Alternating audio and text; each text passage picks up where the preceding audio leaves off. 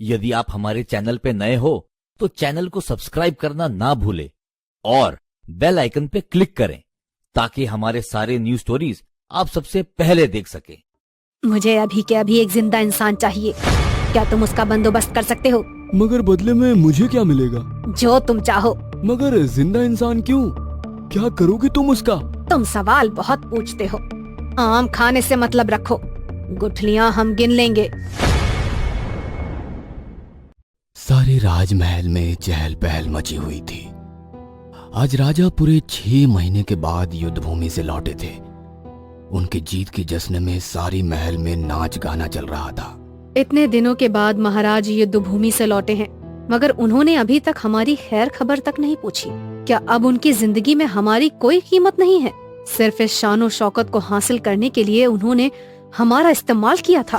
अपना दिल छोटा मत करिए रानी साहिबा, अभी कुछ ही देर में महाराज आते ही होंगे। आइए, तब तक हम आपको उनके स्वागत के लिए तैयार कर देते हैं। आज आपको कुछ इस तरह से तैयार करेंगे कि महाराज कभी आपको छोड़कर जाने के बारे में नहीं सोचेंगे। दासी ने महारानी का उपटन करके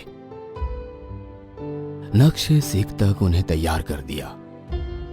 अपनी आंखों से काजल निकालकर महारानी के कानों के पीछे लगाते हुए दासी बोली, आहा, अरे महारानी, आज आप इतनी खूबसूरत लग रही हैं कि पूनम का चांद भी आपको देखकर शर्मा जाए। दुश्मनों को तो जीत कर आ ही चुके हैं महाराज, मगर एक बार इस महल में आ जाएं, आपके श्रृंगार और यौवन के आगे हार जाएंगे। हाँ। खुद को आईने में निहारते हुए महारानी बोली, आज इस पूरे भवन को फूलों से सजा दो, द्वार से लेकर शयन कक्ष तक दियों की रोशनी कर दो। महाराज को अंधेरा बिल्कुल पसंद नहीं है। हम नहीं चाहते कि आज कुछ भी ऐसा हो जो महाराज को बिल्कुल पसंद ना आए। महारानी के कहने पर दासियों ने पूरा महल फूलों से सजा दिया और दीपक की रोशनी से रोशन कर दिया। महारानी महाराज का इंतजार करने लगी, मगर उनके इंतजार की घड़ियां लंबी होती गई। सुबह होने की थोड़ी देर पूर्व ही महाराज महल में पधारे। दासियों ने जैसे ही महाराज के आने की खबर करी, महारानी तुरंत उनके स्वागत में खड़ी हो गई। महाराज को रानी के पास सिर्फ जिस्मानी भोग ही खींच कर लेकर आता था, वरना इससे ज्यादा उनका और महारानी का कोई संबंध नहीं था। जलते हुए दिए की रोशनी में उन्होंने महारानी का चेहरा देखा, मगर ना जाने क्यों कुछ बात उन्हें खटक गई और फूलों को मसलते हुए बोले, कितना भी श्रृंगार कर लो तुम, हमें ना तो शारीरिक सुख दे पाती हो, ना ही संतान सुख। महारानी को भीतर तक चुभ गई ये बात। उन्होंने फिर भी महाराज को बिना कुछ कहे बिस्तर पर संतुष्ट करने की काफी कोशिश की, मगर महाराज के जोश के आगे उनका यौवन और ताकत सब कुछ हार गया। वे खुद को बेबस महसूस कर रही थी। खुद को महारानी कहती हो, राजपुताना खून दौड़ता है तुम्हारी रगों में, मगर अपने पति को ही संतुष्ट नहीं कर पाती हो तुम। तुमसे बेहतर तो हमें संतुष्टि हरम की दासियों से मिल जाती है। आइंदा हमें अपने महल में आने का बुलावा मत भेजना। कहते हुए महाराज खुद बिना संतुष्ट हुए रानी को भी ऐसे ही अधूरी छोड़कर वहां से चले गए। वीरा जो महारानी की मुंह लगी दासी थी, वह बचपन से ही महारानी के साथ पली बड़ी थी और उनकी शादी के बाद उनके साथ ही ससुराल आ गई थी। महाराज को इस तरह गुस्से में जाते देख समझ गई थी कि आज फिर महाराज और महारानी के बीच अनबन हो गई। महाराज के जाने के बाद दासियां महाराज की सेवा में हाजिर होने के लिए जाने लगी, तो उसने सभी दासियों को रोक दिया और खुद कमरे में पहुंच गई। बिस्तर पर से मसलते हुए फूल उठाकर बोली, इन्हें तो देखकर लगता है आज की रात बहुत यादगार हो गई, मगर फिर महाराज इतने गुस्से में यहाँ से क्यों गए हैं? वही पुरानी सारी बातें। हम उन्हें संतान का सुख नहीं दे पा रहे हैं और ना ही वे हमारे साथ खुश हैं। हमें समझ में नहीं आ रहा है कि हम क्या करें। आपकी तकलीफ अच्छी तरह से समझ सकती हूँ। आपको कितने दिनों से कह रही हूँ चलो मेरे साथ, मगर आप चलने को तैयार ही नहीं हैं। यदि आप मुझ पर जरा भी विश्वास करती हैं, तो आपको उसी विश्वास का वास्ता है। अब चुपचाप मेरे साथ चलिए आप। महारानी अपनी दासी के साथ एक अघोरी की गुफा में जाती है। घनघोर अंधेरे में केवल एक दिया जल रहा था। महारानी उस गुफा में जाने से डर रही थी, मगर दासी उसे अपने साथ ले गई। जैसे ही उसने गुफा में पैर रखा, अघोरी की आवाज आई। बहुत दिनों से तुम्हारा इंतजार हो रहा था। आज बहुत खास दिन है। आज ये गुफा रोशन हो जाएगी। अघोरी के कहते ही गुफा रोशन हो गई, मानो गुफा के अंदर हजारों दिए एक साथ जल उठे हो। अचानक इतनी रोशनी देखकर महारानी हैरान हो गई। उनके मन में कई सारे सवाल थे कि वो तांत्रिक उन्हें कैसे जानता है, वहां उनका इंतजार क्यों कर रहा था। धीरे धीरे साधे हुए कदमों से वो रहस्यमयी गुफा के आगे बढ़ रही थी। जैसे ही वो तांत्रिक के पास पहुंची, उनकी चीख निकल गई। वहां का नजारा बहुत ही विभत्स था। चारों ओर खून की नदियां बह रही थी। बीच में एक बकरा और मुर्गा कटा हुआ पड़ा था।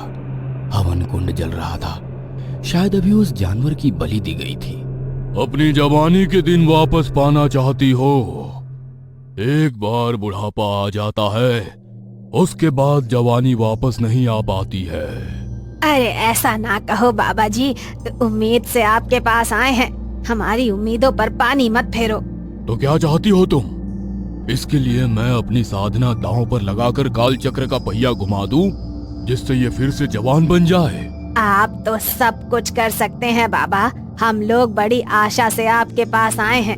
यदि काल चक्र को घुमा भी दूं और दोबारा तुझे जवान भी कर दूं, मगर फिर जब काल चक्र अपनी गति से चलेगा तो बुढ़ापा वापस अपने शरीर में अपना राज स्थापित कर लेगा।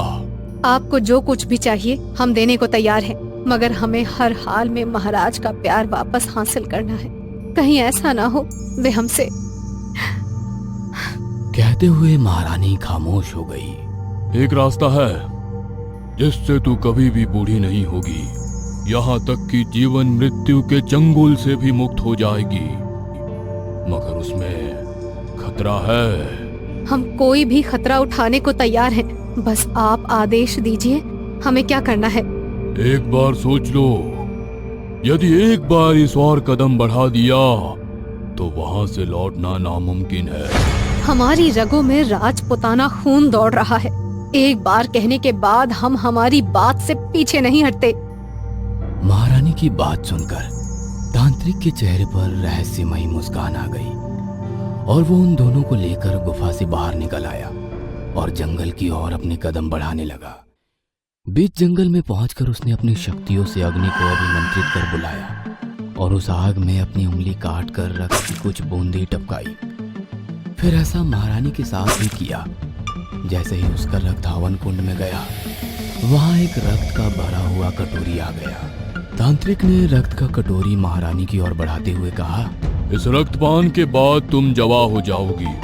जब भी फिर तुम्हें अपने अंदर ताकत और जवानी की आवश्यकता हो, किसी जवान इंसान का खून पीकर तुम खुद को जवा रख पाओगी। मगर खून देख महारानी को उल्टी आ गई। यह देख तांत्रिक बोला, मैंने कहा था ना, इस राह पर आगे बढ़ना मुश्किल है, तुम नहीं कर पाओगी, जाओ यहाँ से। तांत्रिक की बातें सुनकर महारानी गुस्से में बोली, मंजूर है हमें। महाराज की नजरों से गिरने से अच्छा है मैं हमेशा जवां रहूं और वो बूढ़े होकर मुझसे भीख मांगे, वो भी तो तरसे जैसे हम तरसे हैं। महारानी सोच लीजिएगा एक बार कदम बढ़ गए तो पीछे होना मुश्किल हो जाएगा। हमें सब कुछ मंजूर है, सिर्फ हम नहीं तुम भी हमारे साथ डगर पर चलोगी और रोजाना हमारे लिए एक जिंदा इंसान का बंदोबस्त करोगी। हम कभी भी बूढ़े नहीं होना चाहते हैं। कहते हुए वो तांत्रिक की ओर इशारा की। रक्तपान करने के बाद महारानी खुद को और अधिक ताकतवर महसूस कर रही थी।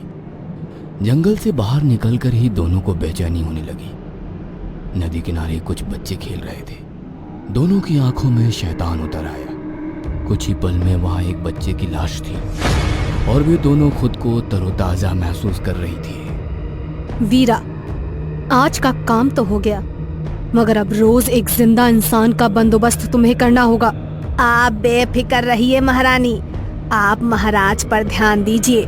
मैं सेनापति केशव से कहकर रोज एक जिंदा इंसान का बंदोबस्त करवाऊंगी, क्योंकि अब उसे मेरे इशारों पर नचाना मेरे लिए मुश्किल नहीं होगा और सेनापति होने के नाते आसानी से जिंदा इंसान का बंदोबस्त भी कर सकता है। महाराज महारानी में आए हुए परिवर्तन से बहुत खुश थे। उनके शरीर का कसाव और जोश दोनों ही बदल गया था। वहीं केशव को वीरा के साथ प्रणय का सुख मिल रहा था, मगर रोजाना जिंदा इंसान का खून पीकर वे बहुत ही जवा और खूंखार हो गई थी। धीरे धीरे केशव को उन दोनों के लिए जिंदा इंसान का इंतजाम करना मुश्किल हो रहा था। एक रात जब केशव किसी जवान इंसान का बंदोबस्त नहीं कर पाया तो महारानी ने उसी का खून पी लिया। केशव पूरी तरह से छटपटा रहा था, मगर खुद को महारानी के चंगुल से नहीं छुड़ा पाया। अभी तक हर मरे हुए इंसान का शव केशव ठिकाने लगा देता था, मगर केशव का शव वे लोग ठिकाने लगा पाते उसके पहले ही वो शव महाराज के सैनिकों के हाथ लग गया। महाराज को पता चला तो वो तुरंत केशव के शव के पास आए और उसका छक्त विछत शव देखकर बोले, हमारे दुश्मनों की इतनी हिम्मत हो गई है कि हमारे महल में घुसकर हमारे सेनापति का ये हाल कर दिया। इसका मतलब हमारे दुश्मन महल के अंदर अपनी सेंध लगा चुके हैं। जल्द ही दुश्मन का पता लगाना होगा, वरना कहीं ऐसा ना हो कि इसी कारण से हमें हार का सामना करना पड़े। मगर जब घर के ही लोग दुश्मन बने बैठे हो तो उनका पता लगाना मुश्किल होता है। वीरा ने तांत्रिक को केशव की मौत की खबर दे दी थी। तांत्रिक महारानी के पूरी तरह बेहोशी हो जाने की प्रतीक्षा कर रहा था। एक रात जब महाराज महारानी के कक्ष में थे, दोनों के प्रणय के दौरान महाराज महारानी को संतुष्ट नहीं कर पाए तो महारानी बोली, यदि पति अपनी पत्नी को संतुष्ट नहीं कर पाए तो पति के जिंदा रहने से अच्छा है कि पत्नी विधवा हो जाए। अब आपका हमारे जीवन में कोई काम नहीं है, जाइए उस दुनिया में जाकर आराम कीजिए। कहते हुए महारानी ने महाराज का खून कर उनके रक्त से अपनी प्यास बुझा ली। अपने पति का खून पीकर महारानी और ज्यादा खूंखार हो गई थी। तांत्रिक रानी के पास आया और बोला, देखिए, अब आप बहुत शक्तिशाली हो गई हैं। अब आपको ऐसे पुरुष की जरूरत है जो आपकी टक्कर का हो। मैं एक ऐसे इंसान को जानता हूं जो आपकी बराबरी का है। आप दोनों एक दूसरे के साथ खुश रहेंगे। इसके लिए आपको मेरे साथ जंगल में चलना होगा। एक हवन के बाद वह शख्स हमेशा के लिए आपका हो जाएगा। हवन के पहले तांत्रिक ने रानी को कुछ जड़ी बूटियों का रस पीने के लिए दिया, जिसे पीने के बाद रानी कुछ कुछ नशे में हो गई। उसे कुछ होश नहीं था। आज तुम्हारी बलि देकर मैं तुम्हारी शक्तियां भी अपने अंदर हासिल कर लूंगा और अमर हो जाऊंगा। फिर इस दुनिया पर मेरी ताकत का राज होगा, मेरी ताकत का। ऐसा कहते हुए वो रानी को खत्म कर देता है।